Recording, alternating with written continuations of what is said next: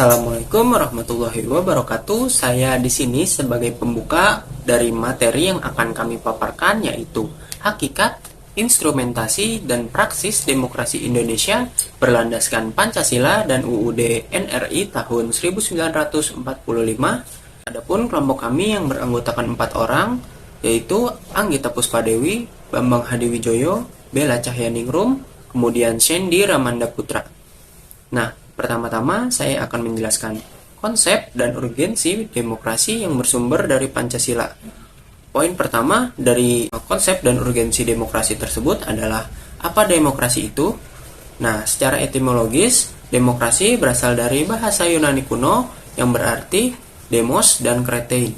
Kemudian adapun pengertian dari para ahli yaitu dari Abraham Lincoln yang menyatakan bahwa demokrasi adalah suatu pemerintahan dari rakyat, oleh rakyat, dan untuk rakyat, atau bisa juga disebut sebagai the government from the people, by the people, and for the people. Kemudian adapun dari Syset atau Syset pada tahun 1999 ia melihat demokrasi sebagai konsep yang bersifat multidimensional. Nah, selanjutnya poin 2, adapun 3 tradisi pemikiran politik demokrasi menurut Carlos Alberto Torres pada tahun 1998. Di sini disebutkan 3 teori, yaitu Classical Aristotelian Theory yang merupakan pemerintahan oleh seluruh warga negara yang memenuhi syarat kewarganegaraan. Kemudian yang kedua ada Medieval Theory yang menerapkan Roman Law atau Popular Sovereignty yang merupakan suatu landasan pelaksanaan kekuasaan tertinggi di tangan rakyat. Adapun Contemporary Doctrine of Democracy yaitu konsep republik sebagai bentuk pemerintahan rakyat yang murni. Selanjutnya ada pemikiran tentang demokrasi Indonesia. Sebagai negara demokrasi, demokrasi Indonesia memiliki khas atau cirinya. Menurut Budi Arjo dalam buku Dasar-Dasar Ilmu Politik tahun 2008, demokrasi yang dianut di Indonesia adalah demokrasi yang berdasarkan Pancasila yang masih terus berkembang dan sifat ciri-cirinya terdapat pelbagai tafsiran dan pandangan. Lalu Indonesia selain menganut demokrasi Pancasila juga menganut demokrasi konstitusional. Selanjutnya yaitu pentingnya demokrasi sebagai sistem politik kenegaraan modern. Pada akhir abad ke-17, lahirlah demokrasi modern yang disemai oleh pemikir barat seperti Thomas Hobbes, Montesquieu, dan J.J. Rousseau.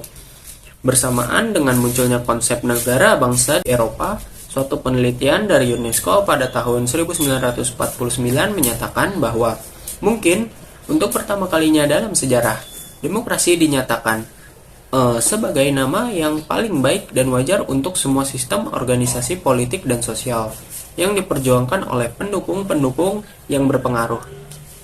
Nah, dengan demikian, sampai saat ini, demokrasi diyakini dan diterima sebagai sistem politik yang baik guna mencapai kesejahteraan bangsa. Mengapa kita memerlukan demokrasi yang bersumberkan dari Pancasila?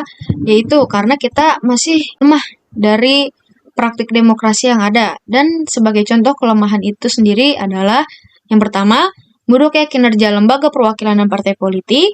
Yang kedua, krisis partisipasi politik rakyat, munculnya penguasa di dalam demokrasi, serta demokrasi saat ini membuang kedaulatan rakyat. Serta ada juga kurangnya partisipasi rakyat dalam politik yang disebabkan hal-hal berikut. Yang pertama, pendidikan yang rendah menyebabkan rakyat kurang aktif dalam melaksanakan partisipasi politik. Yang kedua, tingkat ekonomi yang rendah, serta partisipasi politik rakyat kurang mendapat tempat oleh pemerintah. Adapun perihal demokrasi membuang kedaulatan rakyat terjadi akibat adanya kenyataan yang memprihatinkan, bahwa setelah tumbangnya struktur kekuasaan autokrasi, bukan demokrasi yang kita peroleh, melainkan oligarki, di mana kekuasaan terpusat pada sekelompok kecil elit, sementara sebagian besar rakyat tetap jauh dari sumber-sumber kekuasaan, wewenang, uang, hukum, informasi, pendidikan, dan lain-lain. Dan itu adalah hal yang perlu diperbaiki oleh demokrasi yang bersumber dari Pancasila. Kita mengetahui bahwa 5 butir Pancasila merupakan simbol bangsa Indonesia, yang menjadikan bangsa ini sebagai bangsa yang menganut demokrasi Pancasila sesuai dengan butir keempat, yang berbunyi kerakyatan dipimpin oleh hikmat kebijaksanaan dalam permusyawaratan dan perwakilan. itu menjelaskan bahwa pentingnya sebuah kepemimpinan yang berhikmat atau berlandaskan oleh kebijaksanaan serta musyawarah dan memiliki perwakilan dari seorang rakyat. Karena dengan bersumber dari Pancasila, maka demokrasi diharapkan dapat berjalan sesuai dengan nilai-nilai dan tujuan dari setiap sila Pancasila. Demokrasi harus sesuai dengan nilai-nilai seperti nilai-nilai setiap sila Pancasila. Demokrasi di Indonesia harus berketuhanan sesuai dengan sila pertama. Lalu demokrasi harus bersifat kemanusiaan dengan cara adil dan beradab sesuai dengan sila kedua. Lalu demokrasi harus menyatukan setiap elemen-elemen yang ada di Indonesia sesuai dengan sila ketiga, yaitu persatuan Indonesia. Lalu demokrasi harus dipimpin oleh hikmat serta bijaksana dalam permusyawaratan maupun perwakilan, sesuai dengan sila keempat. Lalu demokrasi harus memiliki tujuan keadilan sosial bagi seluruh rakyat Indonesia, sesuai dengan sila kelima. Dengan begitu, demokrasi bersumber dari Pancasila itu sebuah kewajiban agar tidak terjadi penyelewengan demokrasi untuk kepentingan golongan maupun sepihak. Yang selanjutnya itu adalah sumber historis, sosiologis, dan politik tentang demokrasi yang bersumber dari Pancasila. Yang pertama itu adalah sumber nilai yang berasal dari demokrasi desa. Pak Hatta menjelaskan bahwa kelima analisis demokrasi asli itu rapat, mufakat, gotong royong, hak mengadakan protes bersama, dan hak menyingkir dari daerah kekuasaan raja dipuja dalam lingkungan pergerakan nasional sebagai pokok yang kuat bagi demokrasi sosial yang akan dijadikan dasar pemerintahan Indonesia merdeka di masa yang datang. Sumber nilai yang berasal dari Islam. Sumber atau inti dari keyakinan Islam adalah pengakuan pada ketuhanan yang Maha Esa atau Tauhid, juga monoteisme. Lalu kelanjutan logis dari prinsip Tauhid adalah paham kesepakatan atau kesederajatan manusia di hadapan Tuhan, yang melarang adanya perendahan martabat dan pemaksaan kehendak antar sesama manusia. Itu menjelaskan bahwa manusia memiliki nilai yang sama atau sederajat terhadap manusia lain apabila ada di hadapan Tuhan Yang Maha Esa. Ketiga, sumber nilai yang berasal dari Barat. Hal yang kita dapat dari kehadiran kolonialisme Eropa, khususnya Belanda di Indonesia, membawa dua sisi dari koin peradaban Barat. Sisi represi imperialisme kapitalisme dan sisi humanisme demokratis. Lalu kemudian penyebaran nilai-nilai humanisme demokratis itu menemukan ruang aktualisasinya dalam kemunculan ruang publik modern di Indonesia sejak akhir abad ke-19. Pada masa-masa itu, Indonesia mengalami beberapa proses demokrasi yang menurut Budiarjo memiliki 4 tahap, yakni masa Republik Indonesia I 1945-1959 yang dinamakan masa demokrasi konstitusional, masa Republik Indonesia II 1959-1965 dengan nama demokrasi terpimpin, masa Republik Indonesia III 1965-1998 yaitu demokrasi Pancasila, masa Republik Indonesia keempat 1998 sampai sekarang yaitu masa reformasi. Selanjutnya, membangun argumen tentang dinamika dan tantangan demokrasi yang bersumber dari Pancasila. Dinamika, fungsi, dan peran lembaga ketatanegaraan ada 3. Yang pertama ada Majelis Permusyawaratan Rakyat atau MPR. Yang kedua ada Dewan Perwakilan Rakyat atau DPR. Yang ketiga Dewan Perwakilan Daerah atau DPD. Selanjutnya kita akan membahas yang pertama yaitu Majelis Permusyawaratan Rakyat atau MPR. Perubahan pada dinamika, susunan dan wewenang MPR terdapat pada pasal. Yang pertama ada pasal 2 ayat 1 yang berisi mengenai Majelis Permusyawaratan Rakyat terdiri atas anggota-anggota Dewan Perwakilan Rakyat ditambah dengan utusan-utusan dari daerah-daerah dan golongan-golongan menurut aturan yang ditetapkan dengan undang-undang. Kedua, pasal 3 Undang-Undang Dasar 1945 yang berisi mengenai segala utusan Majelis Permusyawaratan Rakyat ditetapkan dengan suara yang terbanyak. Yang ketiga, pasal 3 ayat 2 dan ayat 3 Undang-Undang Dasar 1945 berisi mengenai kewenangan baru bagi MPR yakni tentang pemilihan presiden dan wakil presiden secara langsung, melantik presiden dan wakil presiden, serta MPR dapat memberhentikan presiden dan wakil presiden dalam masa jabatan menurut Undang-Undang Dasar. Ketentuan ini harus dihubungkan dengan ketentuan pasal 7A Undang-Undang Dasar 1945. Yang terakhir, pasal 8 ayat 2 dan ayat 3 Undang-Undang Dasar 1945 yang mengatur tentang pengisian lowongan jabatan presiden dan wakil presiden secara bersama-sama apabila wakil presiden berhalangan tetap. Yang kedua, Dewan Perwakilan Rakyat. Perubahan ketentuan DPR dalam upaya mempertegas pembagian kekuasaan dan menerapkan prinsip saling mengawasi dan mengimbangi yang lebih ketat dan transparan terdapat pada pasal yang pertama. Pasal 20 UUD 1945 yang berisi 1. Dewan Perwakilan Rakyat memegang kekuasaan membentuk undang-undang.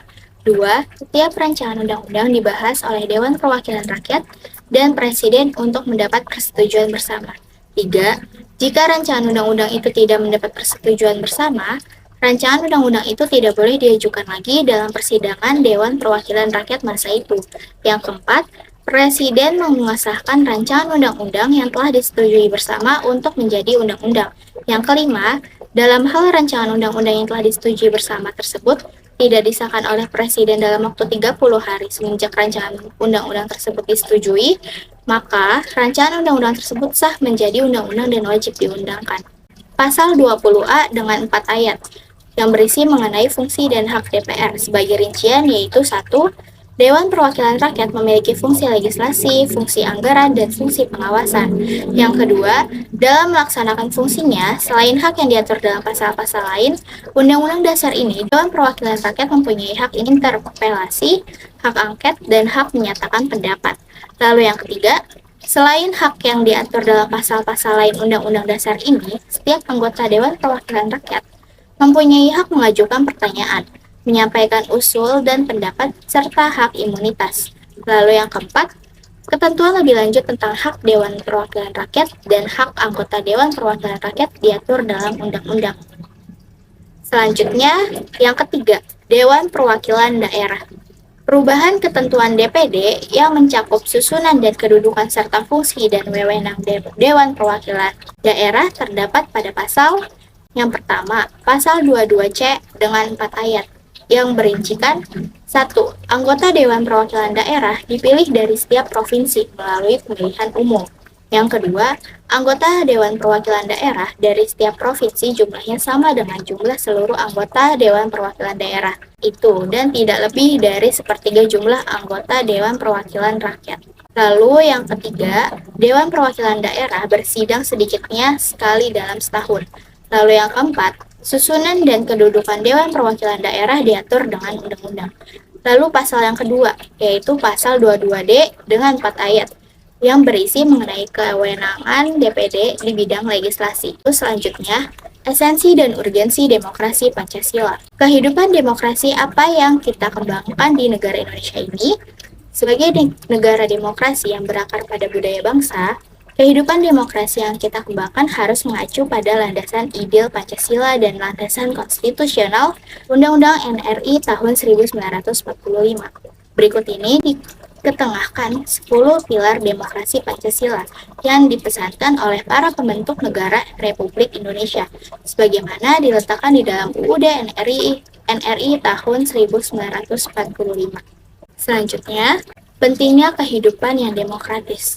Yang pertama, partisipasi dalam pembuatan keputusan, yaitu dengan adanya kontrol sosial dari masyarakat terhadap jalannya sistem pemerintahan.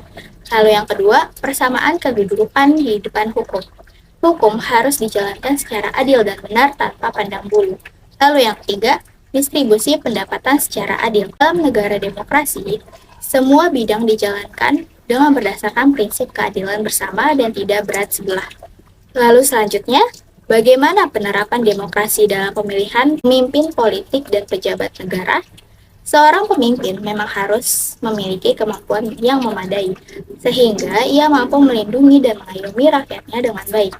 Oleh karena itu, seorang pemimpin harus memenuhi syarat-syarat tertentu. Berdasarkan sistem demokrasi yang kita anut, seorang pemimpin itu harus beriman dan bertakwa, bermoral, berilmu, terampil, dan demokratis. Kesimpulan yang dapat diambil dari materi yang telah kami paparkan adalah demokrasi dapat dipandang sebagai salah satu bentuk pemerintahan, sistem politik, dan pola kehidupan bernegara dengan prinsip-prinsip yang menyertainya. Demokrasi Indonesia adalah demokrasi yang berdasar dari Pancasila dan merupakan demokrasi konstitusional. Selain karena dirumuskannya nilai-nilai dan norma-norma dalam UUD tahun 1945, Konstitusi Indonesia juga bersifat membatasi kekuasaan pemerintahan dan menjamin hak-hak dasar warga negara. Sekian presentasi dari kami. Sekiranya ada kesalahan, mohon dimaafkan. Wassalamualaikum warahmatullahi wabarakatuh.